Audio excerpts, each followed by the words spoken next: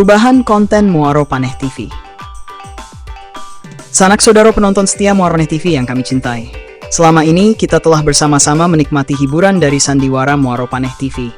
Namun kini, dengan berat hati kami sampaikan bahwa konten sandiwara Minang belum bisa berlanjut seperti sebelumnya. Hal ini disebabkan sebagian pemain tidak berdomisili di Muaro Paneh. Para pemain juga memiliki kesibukan masing-masing yang tidak bisa ditinggalkan. Serta salah seorang pemain senior tercinta telah dipanggil Allah SWT. Karena itu, Muaro Paneh TV akan bertransformasi. Dari yang dulunya menghadirkan hiburan sandiwara Minang Salingka Nagari untuk sementara waktu, dengan jangka yang belum dapat ditentukan, akan beralih menjadi konten yang lebih dekat dengan kehidupan sehari-hari. Konten yang berbagi inspirasi, ilmu, pengalaman, serta semangat membangun nagari tercinta. Kami mohon doa dan dukungan sanak semua.